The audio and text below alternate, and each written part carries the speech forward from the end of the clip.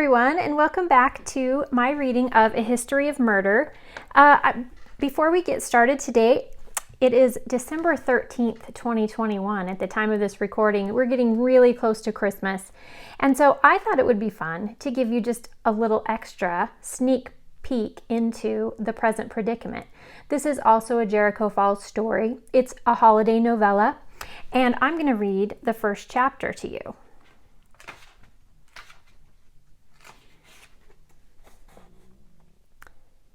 I thought I heard wind chimes ringing out from the parlor, but wind chimes? Inside? That didn't make any sense. Then I realized the noise I heard was actually the sound of the 10-foot, heavily decorated noble fir crashing to the floor. Again. When I got there, Grandma's tuxedo cat Elliot, the responsible party, was calmly bathing in the middle of the room.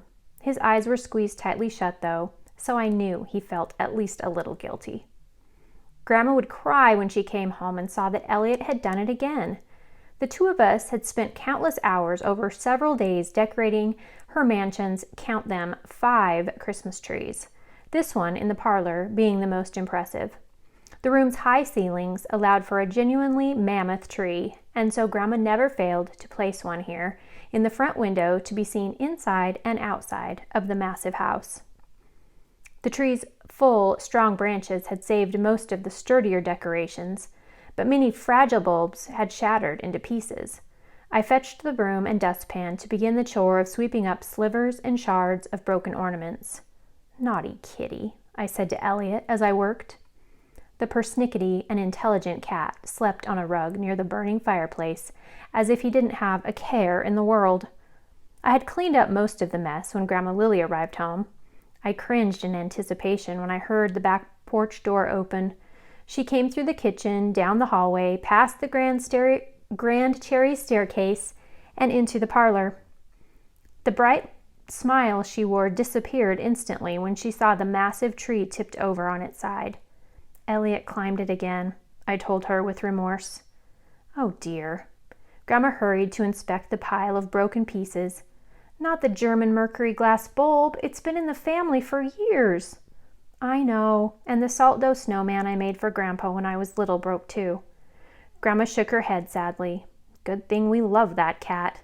Come on, let's stand this behemoth back up." Together, we raised the Christmas tree, rearranging the baubles and bulbs so it looked impressive once again. Still, Grandma seemed sad. "I know what will cheer you up," I told her. She looked my way. Tea. All right, and so begins The Present Predicament. I like this little phrase I have, cat plus Christmas tree equals The Present Predicament. So if you want to learn more, this is available in several ways. Ebook is available at all major retailers. Paperback is available on Amazon. And if you want the ebook for free, you can join my newsletter. Okay, we'll change gears to our regularly scheduled program, Chapter 28 of A History of Murder. If you recall, we ended Chapter 27 when Chloe had just been grabbed from behind. She went to the opera house. She found that Mariah needed her help. She helped her. She had twisted her knee. But when Mariah left, somebody grabbed Chloe. And that's where we'll start today. I'm just going to brighten this up a little bit.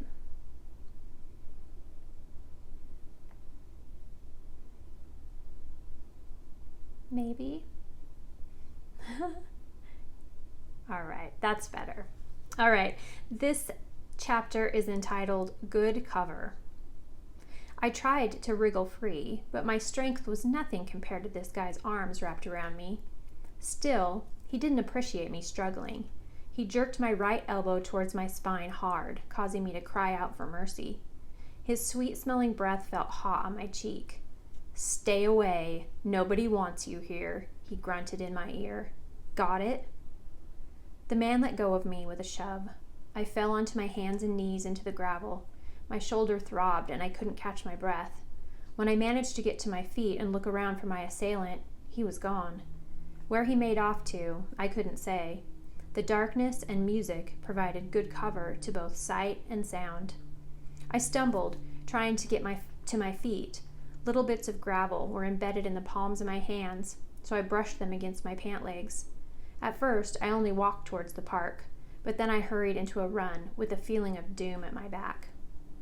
I didn't notice I was crying until my vision became so blurry I was running blind, but I didn't care. Fear propelled me forward. Suddenly, I ran full speed into someone walking in the opposite direction. I almost fell to the ground again, but Chief Garner caught me. "Chloe," he said, studying my tear-stained face and scraped-up hands. "What is it?" I took a deep breath, trying not to cry, and rubbed my shoulder. "What happened to your arm?" he asked. Then, more insistently, "I need to know what has happened." "I fell," I managed to say. He gave me a firm look that assured me that wasn't enough information. I wiped my eyes with the back of my left hand. "Okay, a man grabbed me in the parking lot of the Opera House. He was trying to hold me. When I started fighting back, he wrenched on my arm." "Who was it?" he asked. Garner peered down the street towards the Opera House. For a moment, I thought he was going to break into a run and go there right away. I pitied anyone he came upon, considering the fury that showed in his eyes. "I don't know who it was," I said. "He ran off. I didn't see which direction he went." "Did you recognize anything about him?" I shook my head. "I only know it was a guy who was taller than me, and—" I stopped short. "And?" the chief prompted. "It may have been Malcolm Griggs." "Why do you say that?" Garner squinted at me. I couldn't tell if he was skeptical or especially interested. I didn't want to say what I had to tell him next. I swallowed and looked down, not able to meet his eyes. "I followed him to the Opera House." When I looked up, Garner threw his hands in the air. He paced around in circles for a moment, clearly too furious to say anything. Yet when he stopped, he placed his hands on his hips. He slowly enunciated, "And why, Chloe Martin, would you do such a thing after you promised to leave the investigation to me?" I clenched my teeth. I did not make any promises. "Because I saw Malcolm in the park. He was acting suspicious, like he was looking for someone or hiding from them. When he took off for the Opera House, well, I went too." The chief rubbed his eyes. "If it helps, I don't think he knew I was there." He threw up his hands again. "No? Then how do you explain him jumping out and trying to break your arm?" "Okay, but I don't regret it. If I hadn't been there, no one would have helped Mariah." Garner crossed his arms over his broad chest. "Back up. It sounds like you left something out." I started at the beginning, telling him about hearing the cry for help and finding Mariah on the floor. I explained that I helped her change the light bulb and get to her car. I ended when I picked myself up off the ground and ran headlong into him. He listened closely and watched my face with a look of concern. "Where was Malcolm when all that happened with Mariah?" I shrugged. "I don't know. He couldn't have gone far, though. Do you think he's still inside?" Garner didn't answer my question, only asked one himself. "Where is Mariah now?" "She went home to ice her knee." "And you were attacked after Mariah left?" I nodded. Now that the adrenaline was wearing off, my right arm was aching like crazy. My palms throbbed too, where I had landed in the rocks. Garner took note of the discomfort showing on my face. "Now do you believe that this investigation is dangerous?" He reached out and gently took my arm. He held my wrist with one hand and lightly pressed on my shoulder with the other. I gasped in pain. "I think you should see a doctor." I shook my head at him and broke away. "I'll be fine. Like Mariah said, a little ice and some rest is all I need." He snorted. "You're both too stubborn for your own good." I shrugged. It made me wince in pain. "Well, I still have to call this in." He took his cell phone from his back pocket and began dialing.